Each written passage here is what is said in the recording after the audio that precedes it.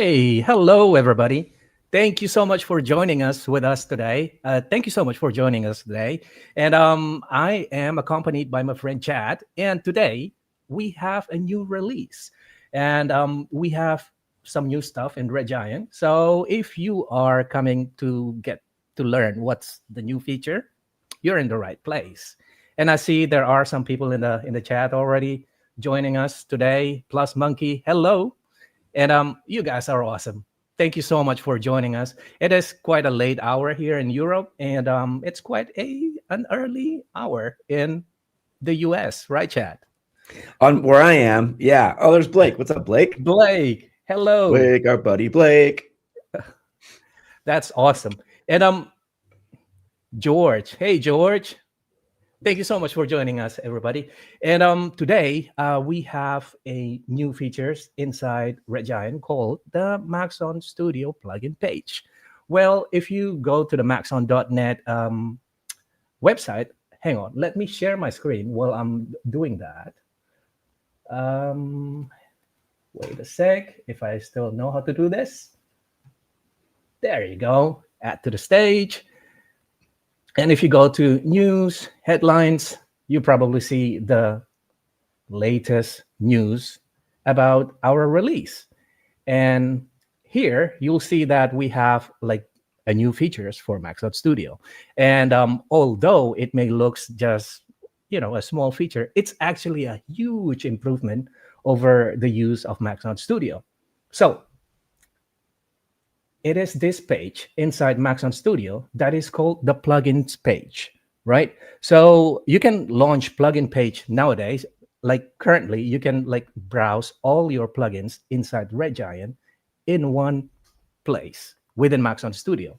So the story goes like this. I mean, we always try hard to, the issue that we always have for such a long time is to tell a one Red Giant story to our users. And the pain point of our users are always the confusions of finding out what Red Giant's plugins are, what are the available effects. So if you're using After Effects, you probably see that you can search all the plugins inside the effects and presets. But then when you are, when you are not very familiar with Red Giant, then you probably use some plugins and you forgot about the others. Although that other plugins can offer you more benefit to your project, and sometimes it's just overlooked. So, for instance, me, I'm like very familiar with Red Giant Color, so I sometimes just use like the plugins that I use the most: Magic Bullet Looks, Colorista, Mojo, and so on. Not until recently I start to stumble upon like any other like amazing plugins in the VFX category that you can do a lot with it. So just imagine that we like for the artist that is using Red Giant for such a long time, and that could be a problem already. But just imagine if it's like a new artist just starting using Red Giant. So probably it will be a head scratching moment to find out where Red Giant plugins located and what Red Giant plugins can do. And now inside Maxon Studio, you have the plugin page. So you can launch Maxon Studio from window and go on Maxon Studio, or follow the hotkey. So you can use the shortcut Control Option Space to launch Maxon Studio. And inside Maxon Studio now, you can browse all your plugins. And now if you see here, up here, you have the plugin drop down. And if we click blurs and glow, it will show us just the blurs and glows effects and so on. Like color, you can see all the colors effects, right? And also stylize, text, transitions, and so on, right? So with this, you don't have to spend so much time exploring what new plugins, what are the other plugins that you hardly use inside Red Giants, because it is in one page, just one scroll away, and you'll find all the plugins.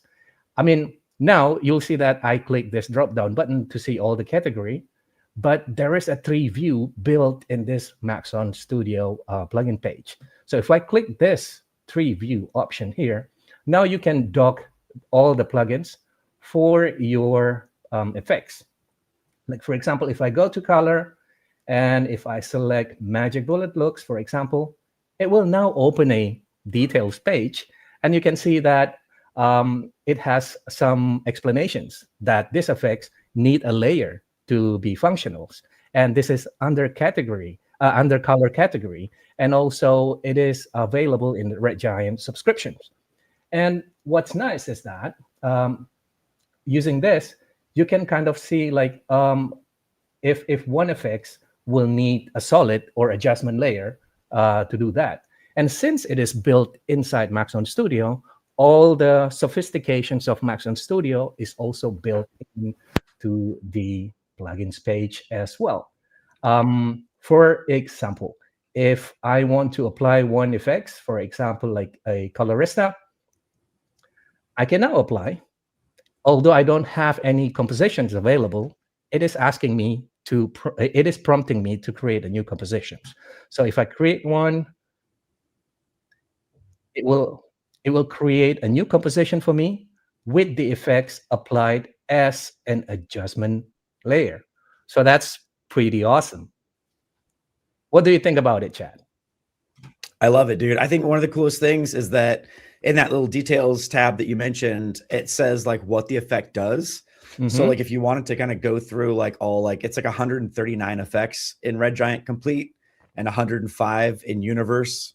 So if you wanted to like go through each one of those effects and also just kind of get like a little blurb about what each one does, like you've never been able to do that before. So it's just like a great way to kind of get familiar because like nobody knows. I mean, absolutely nobody knows all those 100 and whatever tools. It's a lot. So just being able to go through and just very quickly, like one at a time, just like see, oh, what does this do? What does this do? Let me see an example of it in motion and blah, blah. That's very, very cool. That's very awesome. And for example, some of our effects also have designer windows, right? And what's nice with this plugin page, now, for example, if I go to my favorite lens flare plugins in the world, Real Lens Flare, you can see all the presets without opening the designer. So if I press View All, now you can browse the Real Lens Flare presets without opening the designer. So there you go. You can just like scroll down and you have all the presets available in the plugins page. So this also similar experience like Magic Bullet Looks, for example, or Trapcode Particular, and so on. Everything that has a designer window, now you can browse the presets from Maxon Studio. And if I apply this from plugins page, you can see that it creates a solid and then it applies the Real Lens Flare. And if I go back to the detail page by pressing this one, and there is a button to open the designer right from the plugins page. Right? So there you go. That's like the story that we're trying to tell. One Red Giant. I think we are getting closer, and I hope the new user or people that our user that hasn't been like familiarizing themselves with what all the available plugins can now start playing around with all the plugins available inside Red Giant. Also, you can now search for plugins. Like up here, there's a search bar. For example, if I search looks, now you can see that there's Magic Bullet Looks. If I click that, now it brings my Magic Bullet Looks. So it means that if you're familiar with one plugin, you can just search it and make them favorite. And later on, you can see your favorite plugins. So if I click all plugins, I think you're seeing the favorites. Like you still have the favorite thing selected, so you have to unselect the heart. Okay. There you go. And if I see the okay. I think it didn't register when you clicked the heart on the other one. Okay.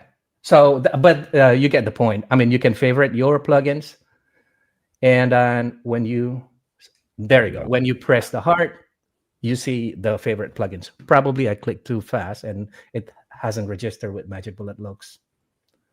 Right. So that's the functionality of plugins page inside Maxon Studio. And if you click the settings, now there is a page there you go. There's a drop down that you can set how Maxon Studio behave when you first open it. So, for example, if you first open Maxon Studio and you want to see the plugin page, you can select it here. Or if you want Maxon Studio start with discover capsules, you can also see it here, edit capsule and create capsule. It means that if you like have some projects and you mainly creating capsules, you can start Maxon Studio with create page right from the beginning. And this like speed up your workflow massively just by using the shortcut. And you have Maxon Studio with a plugin page, with a capsule page, or with a create page. So that is really convenient, in my opinion. And yeah, by the way, if you have any questions, just feel free to drop down all the questions in the chat, and we'll try our best to answer those. And Plus Monkey just said, get much easier for the first timers. I couldn't agree more.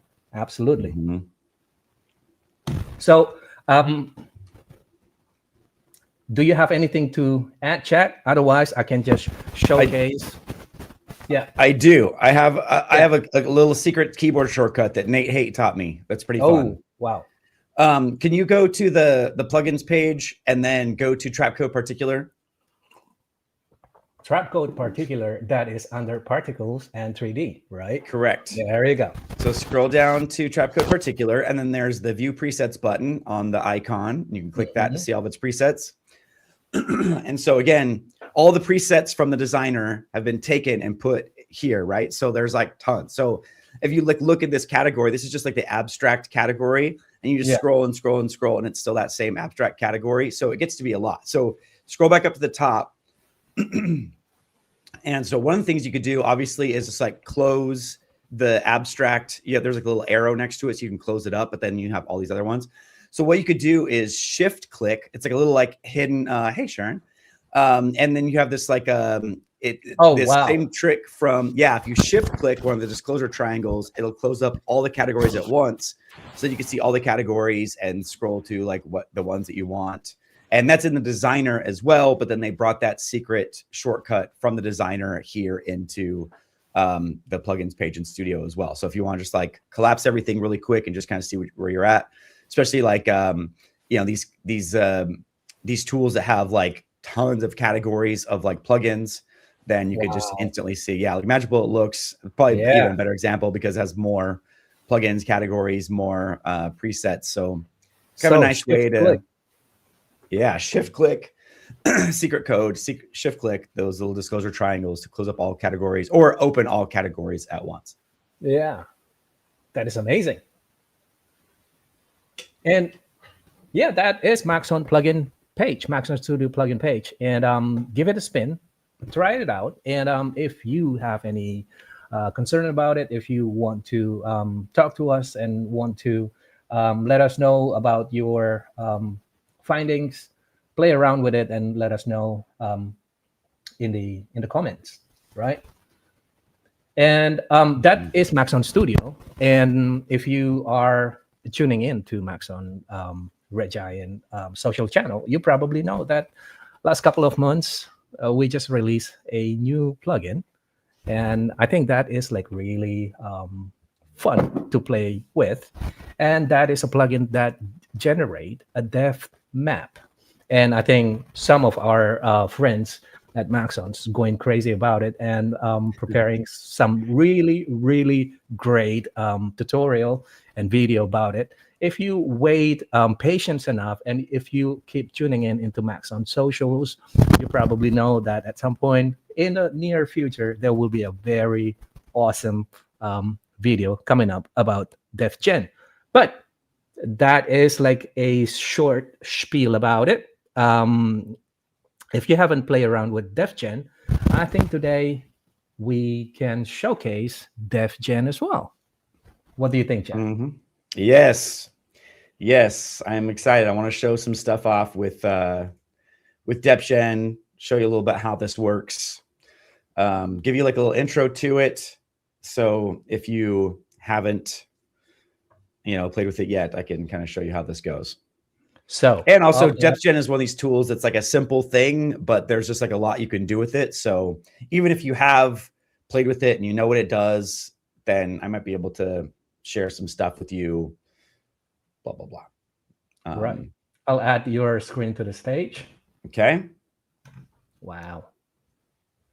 Okay, there we go. So we have the Mona Lisa. And what Depth Generator does, for those of you who have not seen this yet, it's an AI-based tool. So it's like a good AI tool. Like it's not generating anything. It's just using machine learning to look at your footage and calculate the depth in it. So how far away things are from the camera. And then it returns a grayscale map of the depth in your shot. And it's really crazy how it does this. I don't know how it works. But it's an ethical thing. It doesn't like send data about your project anywhere. And there's like information in the plugin that explains this and stuff like that. So there's no like learning from your data or anything like that. So so basically, and I want to show this example with, because like, you know, you'd see it in footage, and you know, with how cameras are nowadays, there's all kinds of like metadata and things like that that are in the camera that maybe can use, but somehow this tool, this depth generator, goes beyond that and could do some like crazy things. So we're going to start with like the Mona Lisa, which is a painting. In case you've forgotten, this is actually painted by Leonardo da Vinci like 500 years ago. A painting, and still depth generator can somehow look in here and see the depth in this painting. So I'm going to go ahead and apply depth generator. And instantly we get, I mean, you saw how quick that was. It's pretty cool. We get a depth map of the Mona Lisa. It sees the depth, like her like hair versus her cheek, her arms, all this kind of stuff. We get this grayscale version of what this does. And so the rest of the time, I'm basically going to be showing you variations of like what you can do with this. Because if you're new to visual effects, or maybe if you're not new to visual effects, but you're, you know, new to depth maps, there are a load of things you could do with this like seemingly stupid grayscale map. Very, very powerful things that can make photos come alive and really do a lot of cool stuff. So that's what I want to cover. The plugin itself is actually very simple. Again, I mentioned like the ethics of that. And if you go down to the bottom of the effect, AI tool information, it says it leverages an AI model installed locally on your machine. It does not learn from any content you process through or send any image data back to Maxon. So just like that AI stuff is just kind of like built in right there. There's some tweaks that you do. One of the first things I do is that there are different learning models, like machine learning models. So if you're looking for a more rough map, if you're just looking to create like a blur map or something like that, and it doesn't have to like be that detailed, you could maybe do like a low resolution. Medium resolution is like a good medium. It renders pretty quickly. High takes a bit longer, but it's like always worth the details for the kind of stuff that I want to do. So I usually choose high. You see that it took a couple seconds to update, but now we get like more details like in her fingers, the depth in her fingers. If you look like really closely in the background, it's probably hard to see over the broadcast, but you can even see like the mountains in the background. You know how like she has like this like there's mountains behind her. There's even like, you could see the depth of the mountains and then the background behind that. It's even picking that up somehow, which is just like black magic to me. It's like kind of nuts.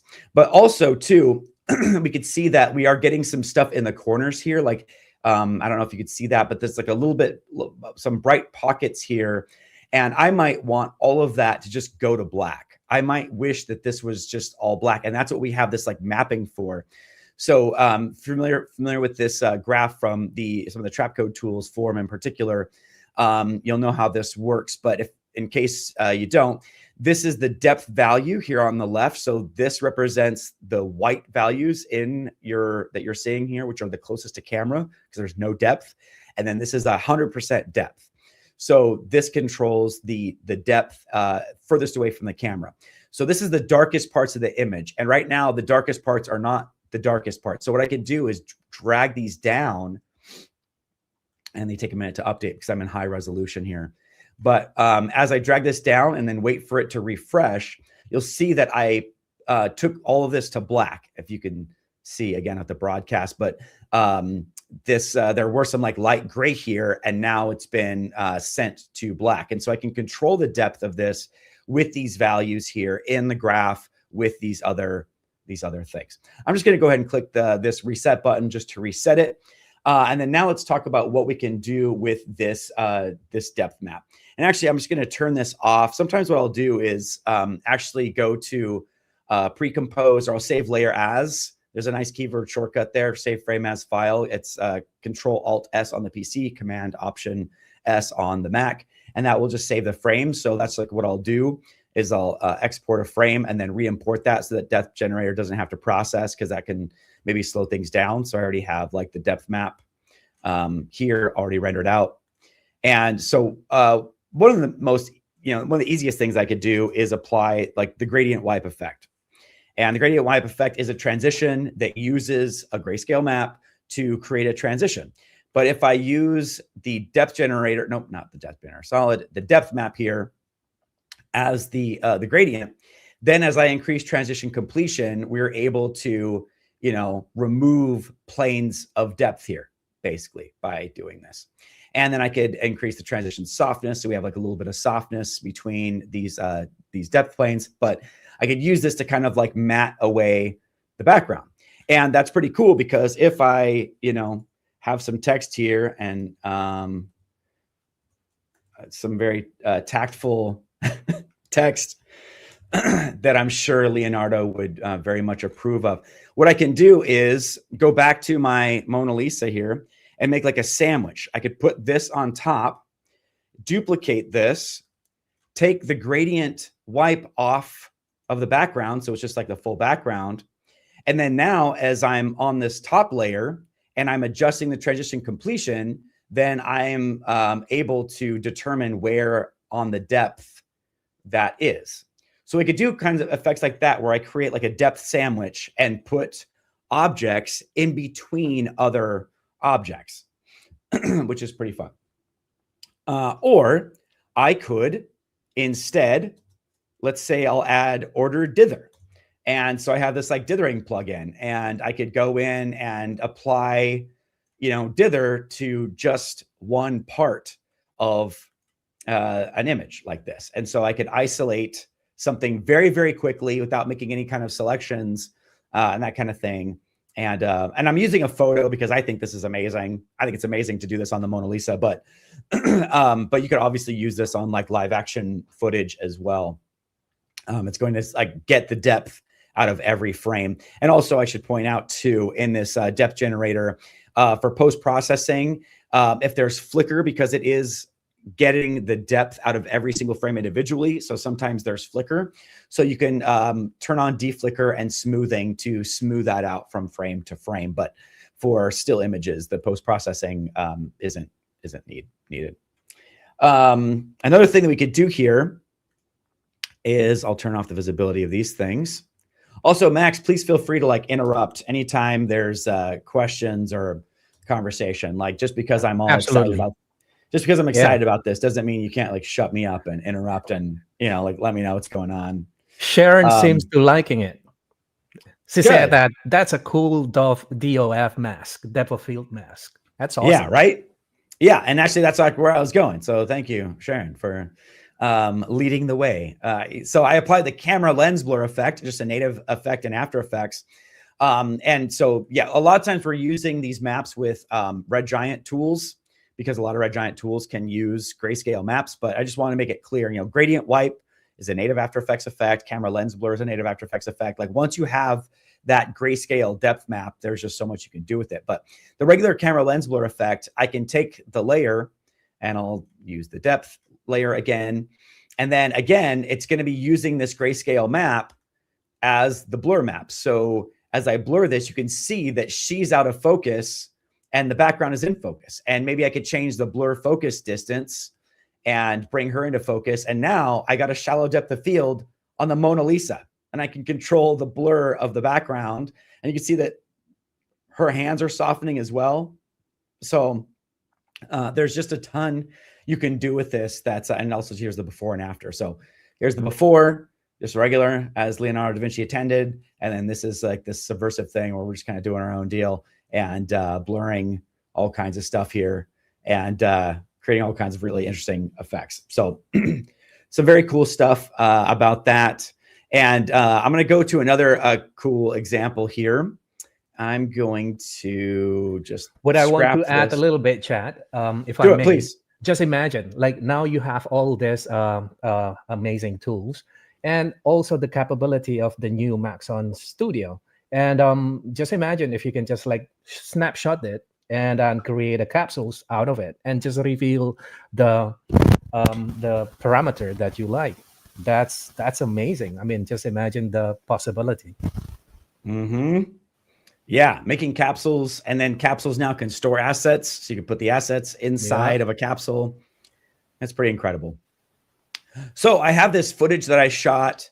And also, I didn't tell you this, Max, so surprise, but I can make this available. This is some footage that I shot for a project years ago, and I could distribute this. And so I took an R3D snapshot. So this is red raw 3K footage.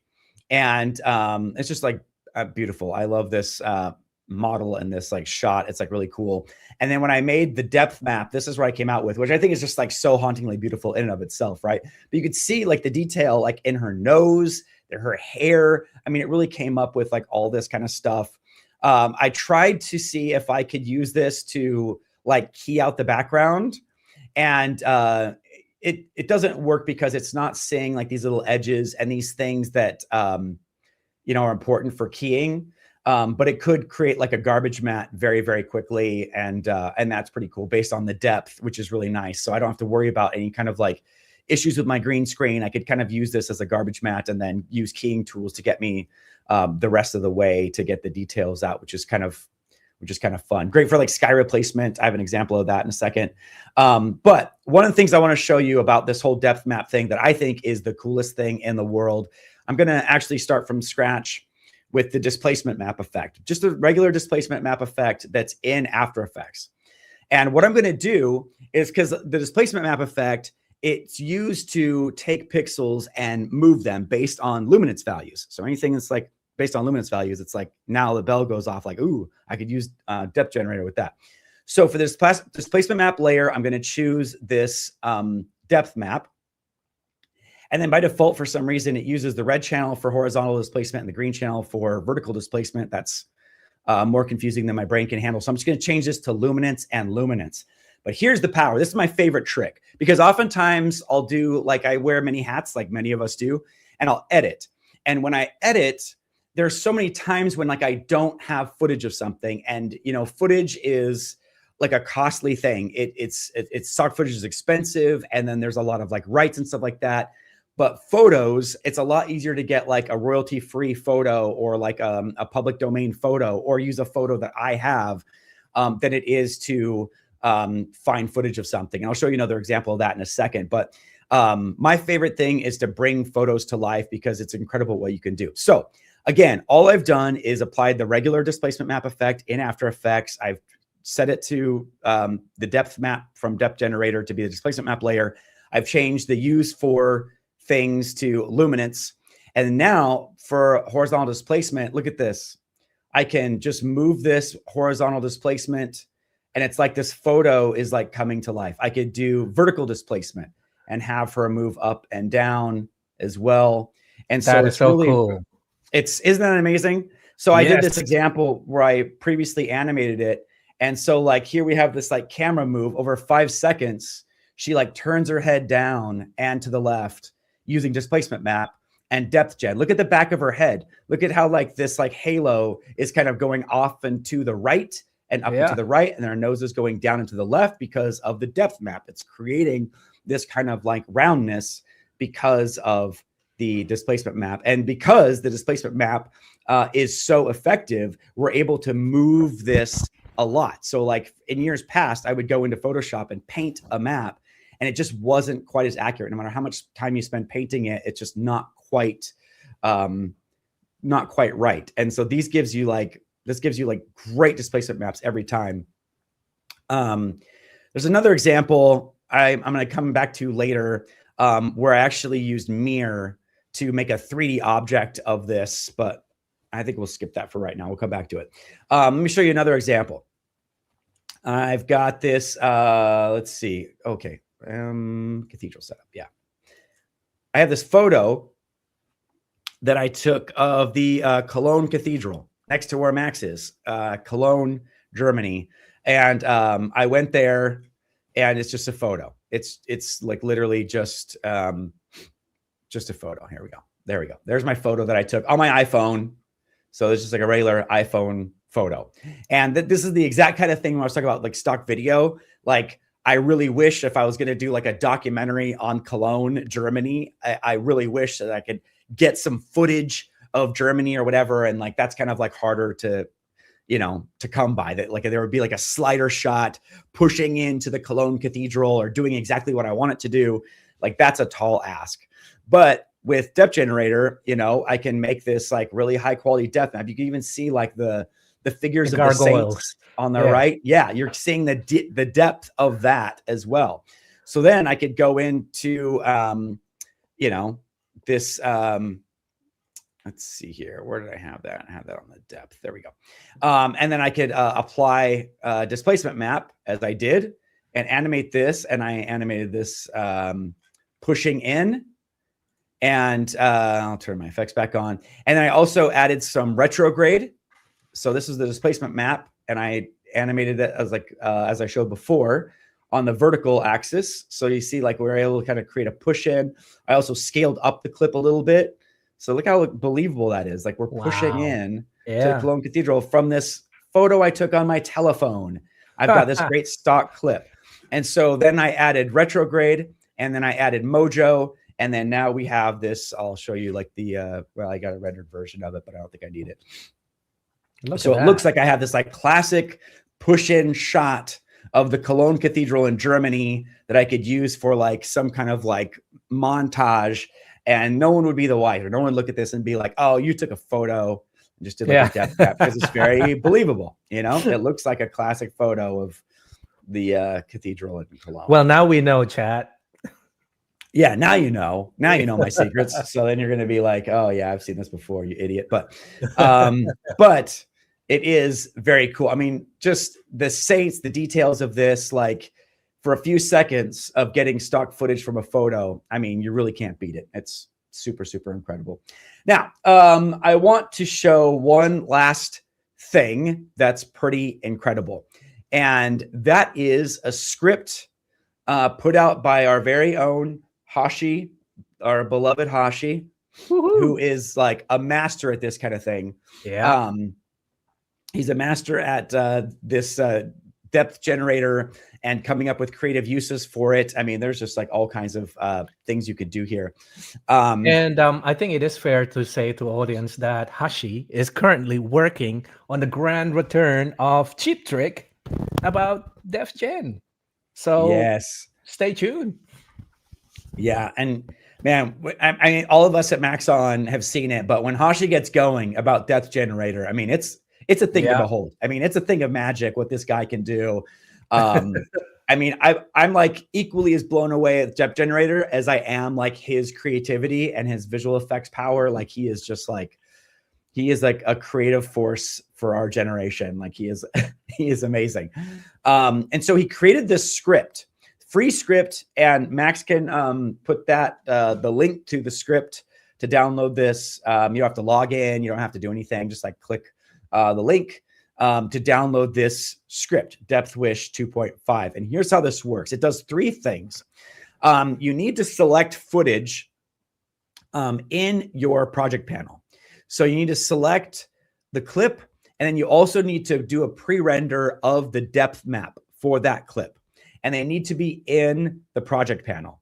And also, what really helps is if they are 1920 by 1080. I did some tests on this and had some mixed results. And the script is new. He's constantly updating and revising it. So maybe by the time you download it and play with this and watch this video, it'll be all fixed and perfect. But essentially, like what I needed to do sometimes was I needed to pre-compose these and put them into 1920 comps and then select the comps and then choose these options in Depth Wish. That's the name of the script, Depth Wish, which is pretty cool. So you could select the layer and the object and its depth map, and then create easy mat. And what that does is that it creates a composition. And what I can do here, just to show you what this is to start from scratch, I'm just going to create a new blank composition. And then I'm going to take the easy mat thing that he created.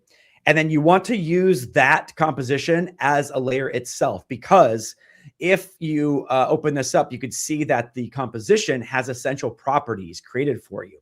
And so I open this up and there's like the depth level, and I could just adjust the depth level. And then there's also a softness for the mat. And then there's like an inversion of the map and all that kind of stuff. And I can adjust it here. But if I go into the comp and actually play with it here, I won't have access to the essential properties, which makes that like much easier to play with. And so similar to what we saw with the gradient wipe earlier, then we can do the sandwich thing where we put a layer on top. We can get rid of the background, any of those things with the easy mat. So that's that first option, easy mat. Now let's talk about the other two things, which are pretty cool as well. And I'm also going to talk about this mirror thing. The mirror thing is just like the coolest thing. And also, you know, I'm a huge fan of mirror anyways. So if I select the footage and the depth map and click on stereo comp, then it'll create this stereo viewer composition with this null at the top. And this is for, and I actually came equipped with 3D glasses, which I have not because I'm a nerd and a loser with no friends, but it's for a different reason than that I have 3D glasses at the ready at my house at any given time. But I can select the null here, go to the effect controls panel. And then as I'm adjusting the slider, what's happening is something that is remarkable and terrifying to me, because it's like coming out at me as I adjust this slider separation amount. They basically does the same thing. If you come to 0, then it just creates like less depth. But the more that you get this away from 0, either in the positive or the negative direction, the more that the channels separate, and it creates more depth. So this mountain right now is just like coming out at me. As I increase these values and make this higher, these mountains are just like coming out at my face. Scene convergence takes everything forward or back. And then blur depth map makes it so that as things get further away, they start to soften a little bit as well. So anyways, get yourself some of these friendless nerd glasses, we can call them, and then play with the stereo thing to test this out, because this is truly remarkable how much depth I'm seeing in just like looking at my After Effects screen. So something to check out there. Now, the last really thing, awesome. Yeah, it is, right? We're living in the future, Chad. We are living in the future, man. 1950s 3D glasses. No, it is very, very cool. It is awesome. Yeah. So, okay, save the best for last. This is the last, the grand finale here is the best for last. If we choose create mirror comp, we can do something that is truly astounding with automatically. And let me actually just, since we have time, I'm just going to Chad mirror compo. Okay, sure, fine.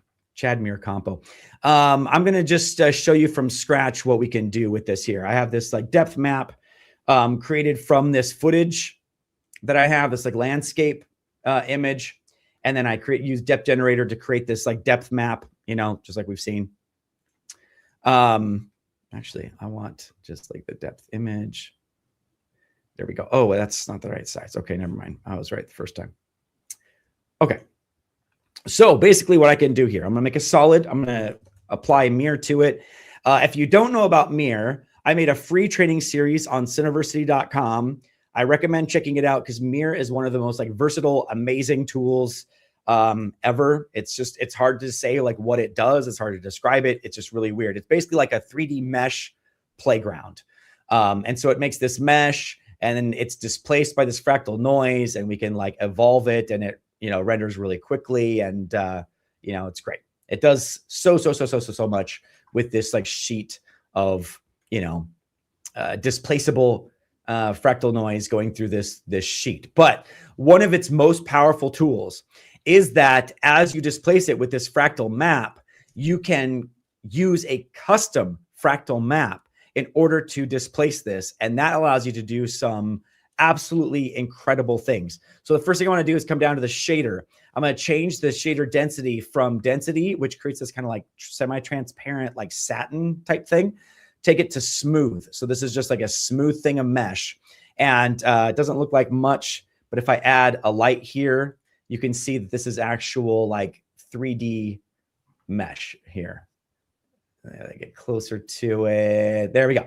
So you can see that this is actual mesh. I want to go back to mirror and take the blend from add, which makes it so that the edges are in the add blend mode as they overlap, which doesn't work for landscapes, but I'm going to turn that off. And now you can see that we have this 3D mesh that we can light and move cameras around, yada, yada. But stay with me. This isn't that cool yet. I'm going to go ahead and go to the geometry to set up the basic geometry of this. And I am going to change the size to XYZ individual and change the size to 1920 by 1080, which is the size of my composition. So now our fractal mirror thing is that size. Another big thing that, and the reason why I'm going into this detail is that the script, the depth wish script, can't know the resolution of your composition or how that works. And so if you know what's going on, then you can customize it and get things set up the right way. So I'm going to take vertices 1920 by 1080 to match. So that's going to add a lot more resolution. It's going to slow things down a lot because we have more vertices, but now we have, you know, one vertex per pixel, and we get better results that way. And now I'm going to take down the frequency of these, this fractal displacement. You can see what that's doing. It's kind of resizing. So we have just like this fractal field is repeated less often. I'll just take it down to 1. And now here's the magic, folks. I can go to my amplitude layer and change this to landscape depth, my depth map. And then what I can do is, and actually maybe I'll rotate this. Well, no, let me rotate this way. There we go. Okay, so now it's rotating that way. And now as I go into, let's say, my Z range, and I do my Z lift, you'll see that we are actually creating three-dimensional geometry of that mountain landscape. You see that? And if I zoom in here, you could see that like a little bit more closely here. And I think that I might be in the wrong direction. This might be, I might need to go backwards here. But just so you could see the depth here, that we're actually creating three-dimensional geometry from the depth gen map that we created because of Mirror. So it's like the combination of these great tools, the depth gen map, and then the Mirror ability to use fractal maps can actually create three-dimensional geometry from a still image or from video. And so we can go in here and actually go to the texture section and actually apply the texture of the landscape. Let's see if I can get this to work. Probably not, because I'm going on the fly and, you know, and that never works. But if I go to the landscape, okay, there you go. And actually, let me go back to now my fractal, and I'll take my Z lift to like a negative value so that this goes in the right direction, actually. Then you could see that we're getting the ridges, and this is an actual three-dimensional thing. I could relight it. I could use a camera to go in and actually move this around, zoom in on the surface, yada, yada, yada, yada, yada, yada. So actual three-dimensional landscape geometry created in After Effects with Depth Generator and Mirror. And then what happens is when you select this here and then use Hashi's Depth Wish script and to create a Mirror comp, all of this setup is done for you automatically. So I could go to Landscape Mirror Comp, and then this is what's created. And I don't have to know Mirror. I could just go in here with my camera, and all of this is set up for me. So really like instantaneous 3D geometry that I can relight, move a camera around, and do all kinds of stuff with. I can go into Mirror, and I can fiddle with this more. Again, I bumped up the vertices so that this is like a little bit more detailed. I can go in and adjust the material itself, make this like a little bit more, you know, reflective, or add some specularity. I can adjust the texture all these different kinds of things. Going to the fractal section, I just showed you, adjust the Z range to make this like a little bit more detailed if I want, and bulge that out so that there's like more height in my depth map, all those kind of things. So that in a tiny nutshell is a whiz bang, super fast nutshell is depth generator and some of the things that you can do with it. But yeah, like Max said, stay tuned for Hashi's incredible cheap tricks tutorial that's coming out soon-ish, and there'll be even more incredible tricks, mind-blowing things you can do with the precision of these black and white depth maps created by Depth Generator. So chat out. Oh wait, unless there's any questions. Is there any questions or any like stuff to address? Because there's a lot. I went really fast. Man, I mean, that is just awesome. The example that you're showing, and then later on with Hashi is covering, the way you can use depth map in your composition is just crazy. There are plenty of way to do that. I mean, wow. And Sharon just said that if it's a great fit for drone footage, and seems like it's a great, And because when you have drone footage and you have that vertical, it's kind of hard to find photos and images, but when you have drone footage where the drone is looking straight down, then you get this like perfect map that you could then extrude, and then you have like this 3D thing. When you use like a regular angled like landscape footage, like if you got from like a really high point and then you took it from that vantage point, the depth map is not going to give you the flexibility to move around however you want. But if you have direct drone footage, aerial footage straight down, then you could actually recreate this landscape, this geometry, and then use it like you would like regular geometry, where you're just kind of like, you could see it from all angles, basically. If you're using that drone footage, you could, again, use it from all angles and do a lot more with it. Yeah, if you got drone footage. Yeah, that's amazing. Sharon just said that you had me at Mir. Yes, thank you, Sharon. Mir is the best. Yeah, best. Yeah. Well, if you don't mind, I'll grab the screen from you, chat. Grab it, dude. Grab it like I mean it. And another thing that I probably want to show, just a little bit of depth thing that I want to show, is that if you're familiar with another software like a DaVinci Resolve or something like that, I think they also have like a depth generator over there, and they've been using they've been using the depth map to create another OFX called Relight. And I think that's also another great thing that you can use your depth map for. And here I have a footage. Hang on, if I know how to click this. Right, here I have a footage with a depth map that I generate with DefGen, right? And in the footage itself, when I was playing around with Resolve, I was wondering what makes what is the missing link between the depth map and the footage, so that you can just light it as if it is a 3D footage. And I think last couple of days, Hashi put out a video about this, and turned out that the missing link itself is the CC glass effects. So in this case, I have the CC glass applied into the footage, and the CC glass is pointed out into the depth map. And here I can change it into source, from source to effects and mask. And now if I drop in AE lights into my scene, I can now just drag and drop AE light, like, as if I am adding a light in the scene. So yeah, that's another thing that you can use depth map for. And by the way, this scene is also available in the download project file. So if you check out the descriptions of this video, you'll probably see the link to the download project.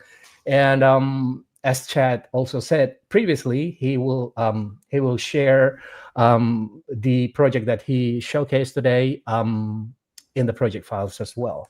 So stay tuned. Probably we're gonna update that after the stream, and you can download everything in one page. Right. So that is the new update. And Maxon Redjan 2026.2, right? Dot two, yes. Um, right. If there's any questions, we will be answering now. But if there's no questions left, I think this is time to wrap it up. And as usual, let me point you out into this awesome resources that is Cineversity. So Chad mentioned before that he was working on something on Cineversity, and there will be much more tutorials on our plugins live in Cineversity. If you scroll down in Cineversity, you already see that the new plugins page in Maxon Studio video is already added there. And if you click this, it will lead you into this nice video by my friend Chad Perkins. Look at that. This is awesome. And yeah. And by the way, if you want to check all the other webinars that we sorry to use the word webinars, live stream that we are doing, you can go to YouTube and type in Maxon Training Team, and there you can see all the recordings of the live streams. So if you want to catch up, if you miss something, simply go back to YouTube, type in Maxon Training Team, and it will be there, right? And Yep. if you want to check out what's event coming next, go to maxon.net/events, and you'll see right over there that there are plenty of events coming. So that's it for this release. And thank you so much for joining us today. And this has been fun. You guys rocks. Yeah. Sharon, thank you very much for joining. And all the other people, thank you so much. This has been a pleasure. And Chad, any final last word before we say goodbye? No, I think that's it, man. Thank you so much to you and to everyone in the audience for being like all engaged and your great comments and witty, funny, cute things. It's a great community we have. I love it. I love it as well. And take care and enjoy the holiday seasons. By the way, we are in December. Holiday seasons are coming. Wish you all the best. Wish you all the relaxing holidays. And until we meet next time in another live streams, take care. My name is Max from Maxon. I'm Chad from Maxon. Woo! Thank you so much. See you next time. Take care. See you.